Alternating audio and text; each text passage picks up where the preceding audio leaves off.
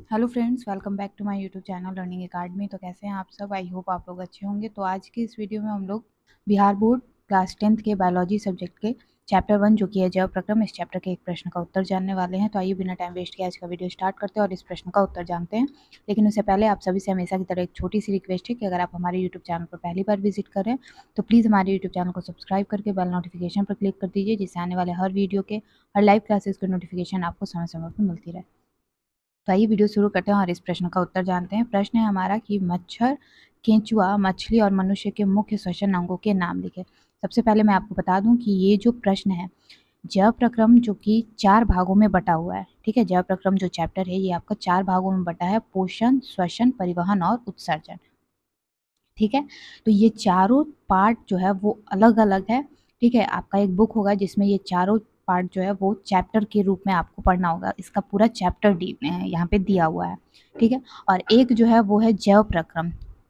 एक बुक में आपका सिर्फ एक जैव प्रक्रम चैप्टर दिया है जिसमें आपका ये चारों टॉपिक इंक्लूड है: पोषण, परिवहन, श्वसन, परिवहन और उत्सर्जन।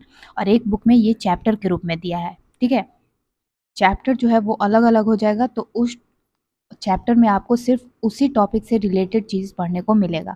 ठीक है, पोषण में पोषण से रिलेटेड मिलेगा, श्वसन में श्वसन से रिलेटेड मिलेगा, परिवहन में परिवहन से रिलेटेड मिलेगा टॉपिक, और उत्सर्जन में उत्सर्जन से रिलेटेड टॉपिक मिलेगा।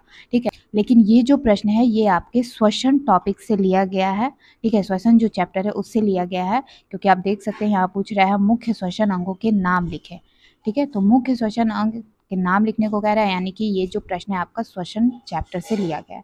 तो आपको यहाँ पे बताना है कि मच्छर में, केंचुआ में, मछली में और मनुष्य में इनमें मुख्य श्वसन अंग क्या है। थोड़ा सा मैंने यहाँ पे डिटेल में आपको करके बता दिया है ताकि आप लोग अच्छे से समझ जाएं, क्योंकि 2 बुक क्लास 10th में आप लोग पढ़ रहे हैं, और जिसमें एक में जैव प्रक्रम सिर्फ चैप्टर है जिसमें आपका ये चारों टॉपिक इंक्लूड है, और एक बुक है जिसमें ये चारों चैप्टर बन चुके हैं।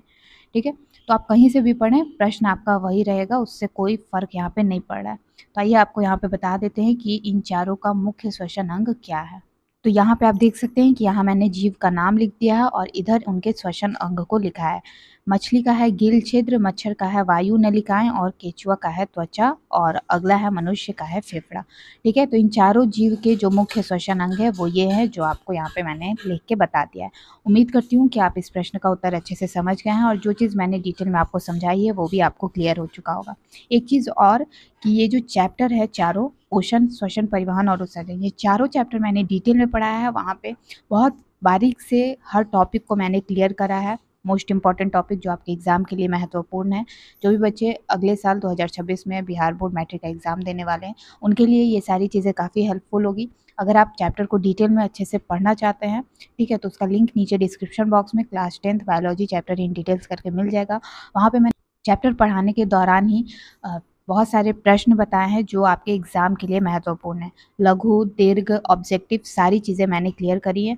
फिर आप जो बुक है उसमें जो प्रश्न उत्तर है वो तो आप बनाएंगे ही, लेकिन इनसाइड क्वेश्चन जो आपके एग्ज़ाम के लिए महत्वपूर्ण है वो भी चीज़ें मैंने वहाँ पे बताई है। तो आप ज़रूर से उसको चैप्टर को डिटेल में पढ़िए, आपके एग्ज़ाम के प्रिपरेशन में काफ़ी हेल्पफुल होगी। ठीक है, तो आज की वीडियो में बस इतना ही रखते हैं। उम्मीद करती हूँ कि आपको आज के वीडियो में बताए गए प्रश्न का उत्तर अच्छे से समझ में आ गया होगा। अगर वीडियो पसंद आया तो वीडियो को लाइक, शेयर और चैनल को सब्सक्राइब करना बिल्कुल मत भूलिएगा। मिलती हूँ आपसे अगली वीडियो में एक और नए प्रश्न के सॉल्यूशन के साथ। तब तक के लिए take care, bye bye and thanks for watching.